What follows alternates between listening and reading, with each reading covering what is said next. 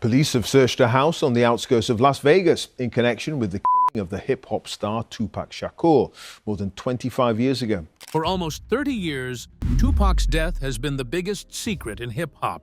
The world was kept guessing by rumors, plots, and unanswered questions until 2025, when everything we thought we knew was shattered. A secret grave, a cover-up that falls apart, and new probes finally show what really happened. What really happened? Why did they bury it for so long? Whose kingdom is about to fall? This is the story that leaves everyone speechless. Let's unfold this mystery. The secret Afeni hid from the world. Tupac's story was supposed to end with his ashes being scattered in the Pacific. It was supposed to be a quiet end to a loud life. That story was believed by everyone for almost 30 years. Jeff Pearlman thought he was only going to Lumberton, North Carolina, to find out more about Afeni Shakur, Tupac's mother, when he drove there. For his study, he talked to a lot of people, read a lot of letters, and asked them to remember things about Tupac from before he became famous.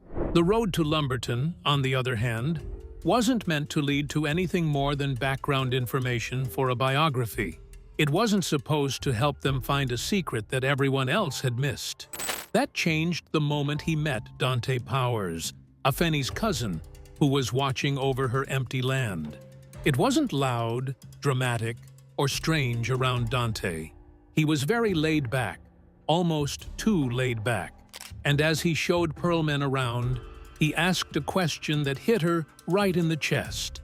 Pearlman thought for a moment that he had heard it wrong. Everyone thought Tupac wasn't buried. His mother said that he was burned at the stake. His friends said they threw him out to sea. Fans thought all of that and more. But on this quiet piece of land, a long way from both Los Angeles and Las Vegas, someone was giving hints that the biggest hip-hop secret in the world had been out in the open. It seemed like no one would expect such a secret to be told in Lumberton. In 2000, 4 years after her son died, Afeni bought the 56-acre farm, a large house with thick trees and long roads that went deep into the land, was hidden behind tall wrought-iron gates. Afeni lived there for over 10 years. Her health got worse. She got married to a minister in the area, and she tried to find peace. The house was very quiet after she died. The mother of the late rapper Tupac Shakur has died. According to the Marin County Sheriff's Department, Afeni Shakur may have had a heart attack. In 2016, there will be no tours, not any cams, not any fans. It was just an empty house that was being eaten away by bugs and time. No one went inside for 7 years, no one asked any questions, and no one thought about what was in the front yard. It felt like stepping into a frozen life when Dante opened the door and let Pearlman in. There were boxes of Afeni's books, personal papers, old photos, and pieces of Tupac's past that had not been opened. Everything was covered in dust, but nothing was broken. It looked like Afeni meant to return the next day, but never did. The rooms held her memories, her sadness, and her fight to keep her son's name alive. She walked slowly because she knew that each box and corner held something that no one had seen before and that no one had forgotten. Things inside the house didn't prepare him for what happened next, but it was scary. The yard looked wild from the outside at first, but there was something in the front yard that didn't belong to an empty house. A simple rock. It had a name carved into it that shouldn't have been there. Still, it was there. Tupac Amaru Shakur. Name. Clear writing. Hard stone. Placed with purpose in mind, Pearlman went cold. There was someone from outside the family at the grave for the first time. No one in the family knew it existed. People thought about Tupac being alive in Cuba, running away to Belize, hiding in Africa, or living quietly under a new name for 29 years. Part of him was resting here the whole time, in a quiet southern yard that no fan had ever been to. Afeni never told anyone about the grave. She didn't want a mess. She didn't like crowds. She didn't want people camping outside the walls or making a show out of the land. She knew what had happened to the estate of Prince, to Elvis Presley, and to Jim Morrison of The Doors. She wouldn't let her son become a landmark that people used to take pictures and buy gifts. Lumberton was picked because it was out in the country, away from everything else. People were being careful in that area. They did that for many years. It had always been hard to understand what Tupac's ashes really meant, but now it all made sense. Yes, some were spread out in Los Angeles. Yes, some were spread out in Georgia near Afeni's house. Some of it did go to South Africa. Some of them did touch the Pacific. Also, the outlaws did smoke some of his ashes, the way he used to rap about it.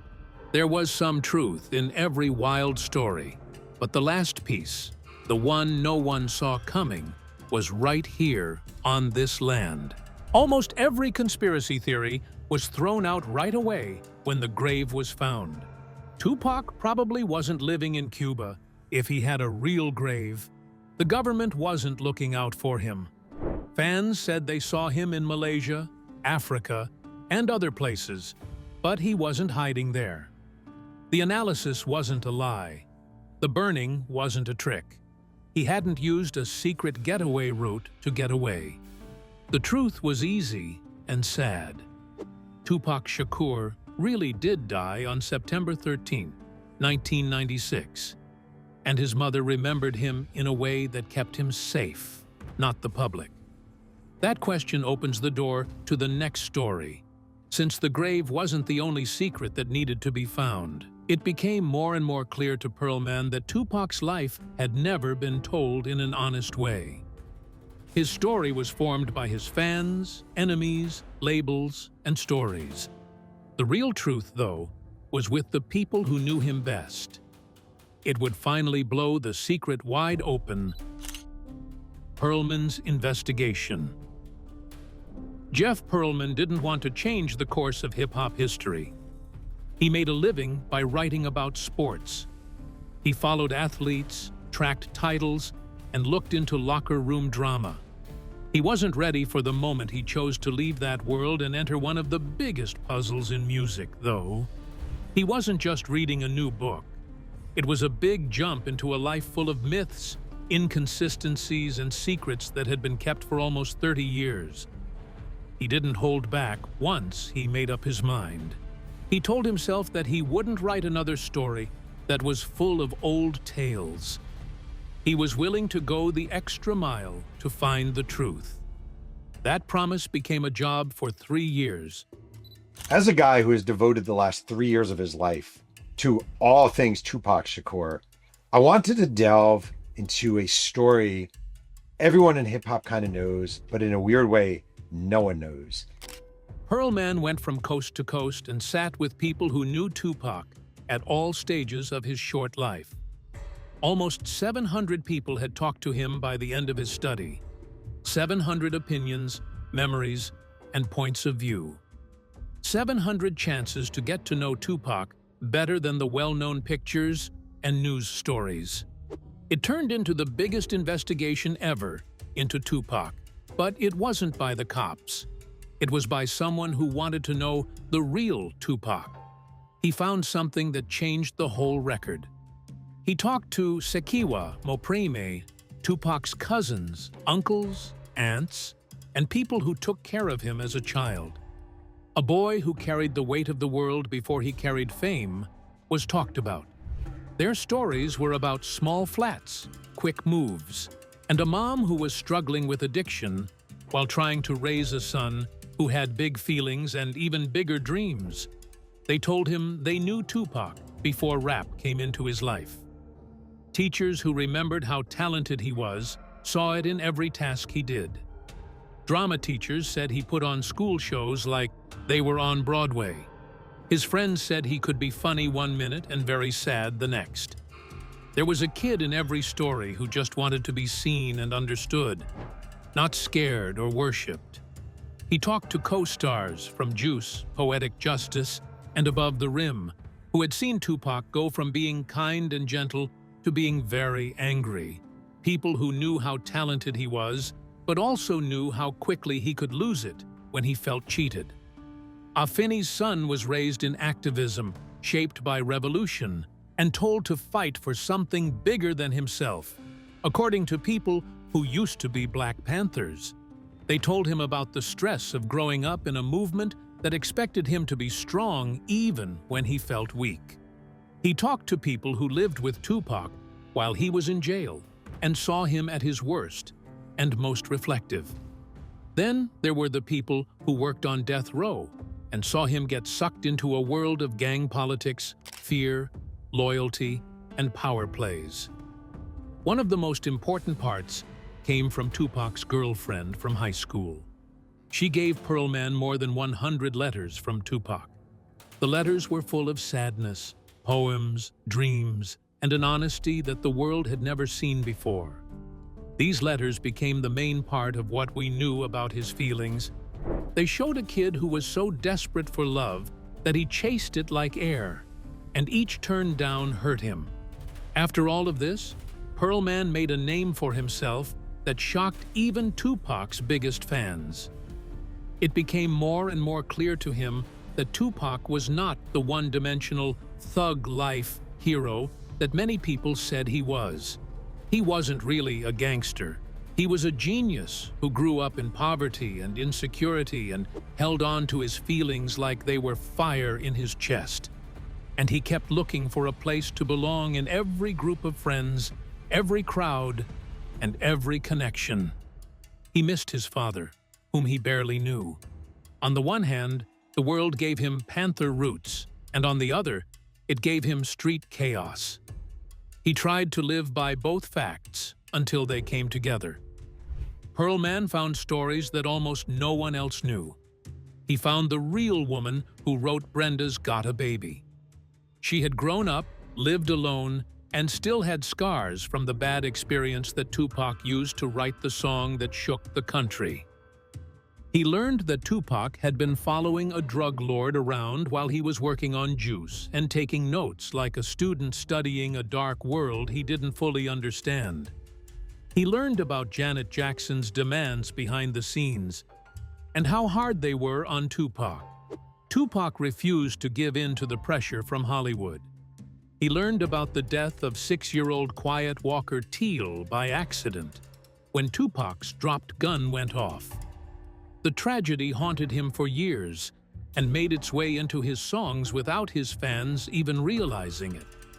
He read Tupac's breakup letters, in which he talked about his fears that he never showed on camera. It was clear from the letters of sadness that he was very lonely. He found out that the BMW Tupac drove the night he was shot wasn't even his. It was a leased car from Suge Knight. This was another sign of how helpless Tupac was compared to the image he put forward. He learned that actor Layla Roshan turned him down because she was afraid of the danger around him, which had nothing to do with love and everything to do with staying alive. In story after story, a man kept going into darker places because he didn't know how to get back into the light. When Pearlman got to Tupac's last days, the picture was bleak and clear. No matter how famous Tupac was, he was broke. He was away from his family. He was stuck in death row, a world run by gangs. He wanted to prove himself, feel like he mattered, and get someone to trust him. That desperation blew up the night he joined Orlando Anderson in beating him up at the MGM Grand. It was just one moment. A fit of anger, a bad choice made out of pride and stress. But that was the moment that turned his life into a wheel. What Pearlman found out about Tupac's emotional life led right into the next chapter. This is because the people who were in charge of his legacy were fighting their own battle, one that revealed money, betrayal, and a long-hidden war within the Shakur family, the estate war. Most people thought that Tupac's reputation was finally safe when Afeni Shakur died in 2016. Keeping his name, music, and even his memory from being changed by the business for years was something she did with great determination. But as soon as she left, there was a quiet change. The estate was given to Tom Wally, who had worked in the business for a long time and was someone Afeni thought would protect Tupac's memory in the same way she did. Things looked fine at first, but Sekiwa, Afeni's daughter, quickly picked up on the fact that something wasn't right. For some reason, she started to wonder where the money was going and why some things didn't make sense. These inquiries led to a disagreement that no one saw coming. By 2022, her worries had grown so big that she filed a case against Shakur's estate as a whole. She wrote in the filing that Wally was giving himself more than $5.5 million in what she called excessive compensation, both from the estate and from different businesses that were connected to it. She saw the money trail as someone putting together a maze to hide the truth. But she thought that the money wasn't the only thing going on. She also said that he was hiding Tupac's personal belongings, such as cars, jewelry, gold records, clothes, and even old pinball machines. These weren't just toys to collect. Afeni wanted these parts of Tupac's life to stay in the family. Instead, many of them were put in the Wake Me When I'm Free exhibit without her permission. This made her feel like her brother's legacy had been stolen and used for business without caring about the people he loved the most. Wally rejected all of the charges. He said that Afeni had put a lot of faith in him because he had managed parts of Tupac's business while he was still alive. He said that he had greatly increased the estate's worth, making tens of millions of dollars and making Tupac's memory strong and known around the world. He claimed that all of the choices he made were based on what Afeni wanted. Aside from that, he showed the trust papers and said they gave him complete control over how the estate was managed. From his point of view, he was doing exactly what God had asked him to do. The court stepped in to settle the argument by ruling that the estate be fully accounted for. But when they did come in June 2022, Sekiwa said they didn't answer as many questions as they asked. A lot of the areas for expenses were not clear. Some of the paperwork didn't seem to be complete. There were important facts missing.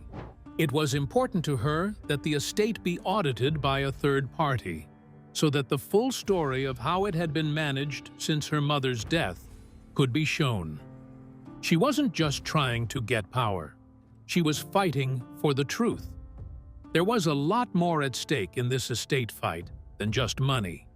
That person who was in charge of Tupac's estate was also in charge of his legacy's power. And power shapes justice. Power chooses what stories are told, what files are made public, what truths are kept secret, and what truths are buried. You can change the story about Tupac's life and death if you control his memory. The land wasn't just a source of money. Everything people thought they knew about Tupac came from this. Because of this, the family had to deal with questions about Tupac's death that had been hanging over them for decades. In the background of the case, Keefe D kept saying that Diddy had once offered a $1 million reward for Tupac's capture. He always denied it, and the Las Vegas cops said he had never been a suspect. The family wasn't happy with that, though. In 2024 and 2025, they hired Alex Spiro, one of the most feared lawyers in the country, to look into the claims in secret. Even though nothing has been made public yet, the fact that Spiro was brought in shows how serious the family is about getting all the truth. The estate war was no longer just a case by 2025. It had grown into something much bigger. It brought up old grudges in the family and new questions about the people close to Tupac. The fight over money turned into a fight over being honest. It turned from a fight over property to a fight over history. The fight for power turned into a fight for fairness. The man who couldn't stop talking. The case seemed to have stopped moving for almost 30 years. There were rumors, and then there were none. Plot theories, and then there were none. And every investigator who looked into the case ended up with nothing. But on September 29, 2023, something changed for good. Early in the morning, a SWAT team broke into a quiet neighborhood and arrested Keefe D. while he was out for a walk. 27 years after Tupac's death, the man who had talked about the killing for years was arrested and charged with murder. It's a that shocked the world of music. 25-year-old Tupac Shakur 4 times inside this BMW in this intersection near the Las Vegas Strip in September 1996. He also faces a enhancement charge that could put him in jail for life. The prosecutors came forward and said he wasn't just a part of the story. He was the one who called the shots and got everything going. It wasn't new proof that made the arrest so shocking. It was the fact that Keefe D. said all the right things to help the cops. It took him years to say he did it in almost every way possible.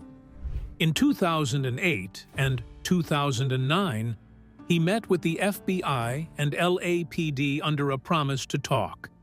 He told them about the white Cadillac and the plan to get back at them.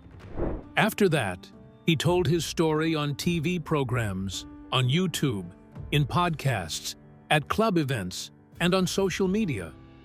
He wrote a book in 2019 with more details about his life. He also bragged about his part on Vlad TV and Art of Dialogue. And he always went the extra mile when a camera was around. He put himself in the Cadillac many times. He said the got the from him. Besides that, he said Diddy had offered a $1 million reward. He seemed like he couldn't stop talking, and each word added to the chain that made its way around him. But after he was caught, everything changed. The same man who had been talking for over 10 years started taking his story apart little by little. The book became fiction all of a sudden. All of a sudden, the talks were fun. He thought that his statewide immunity protected everything he ever said.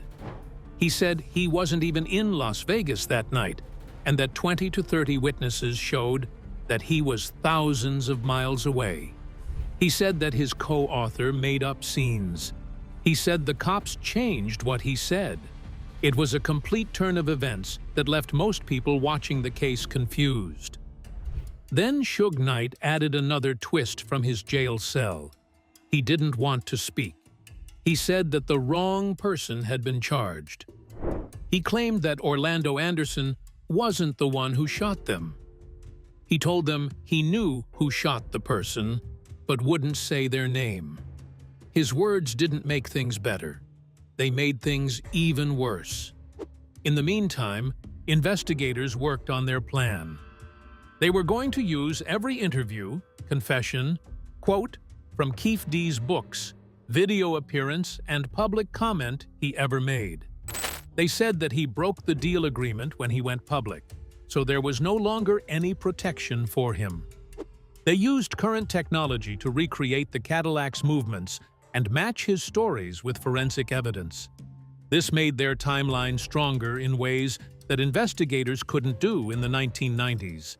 The case was very close to being over by 2025.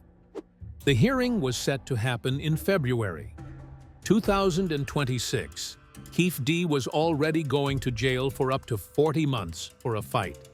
If Juarez found guilty in the Tupac case, would finally be over for good. But if he got away, the whole story would fall apart again.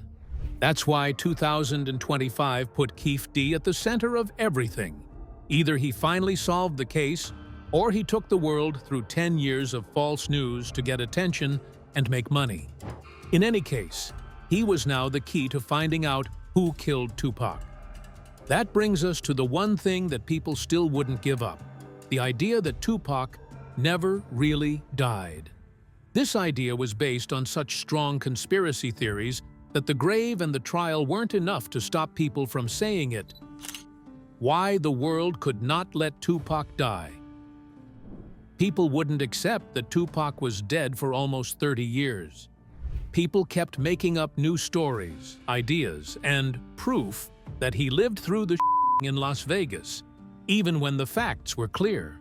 It's a murder that shocked the world of music. 25-year-old Tupac Shakur 4 times inside this BMW in this intersection near the Las Vegas Strip in September 1996. He would die from his injuries 6 days later. 8 News Now investigator Vanessa Murphy speaking exclusively with paramedics in 2016. The most popular idea is that Tupac didn't really die, but instead ran away to Cuba with the help of his family and powerful friends. Assata Shakur, Tupac's aunt, had already left the U.S. and found safety in Cuba, so the idea spread quickly. People thought of secret rescue efforts, government deals, and underground routes when they connected her story to his. Some people even said that Fidel Castro personally gave the go-ahead for a plane to take Tupac out of the hospital and bring him into Cuba illegally. Every few years, fake pictures show up online. Someone would say they saw him in a car window. Someone else said they met him in a small village in Cuba. It didn't matter that nothing made sense. The story was more popular than the truth. Then, the Machiavelli ideas came along. Fans were crazy about the album he made in just 7 days and treated the symbols on the cover like they were a secret message. They looked at the dates of his releases, the times of his autopsies, the numbers on his death certificate, and even reports that his SSN was still active. They were sure that these details were signs that he put there on purpose. For them, Machiavelli wasn't just a name, it was a plan. They thought Tupac was following in the path of Niccolo Machiavelli, who wrote about lying and pretending to be dead. What was wrong was very simple. The perception was wrong. Fans couldn't give up on the story, though. It was too exciting. There was another idea that the autopsy pictures showed a body. Double people talked about how their height, weight, and scars were different. They said Tupac's body looked too big or swollen to be him. What they didn't know was how the body changed after being hurt. There is swelling. Having surgery leaves marks. Lighting can make things look wrong. The fluids move. People used a leaked autopsy picture as proof, but every strange detail could be explained medically. Conspiracy theories, on the other hand, don't stop for facts.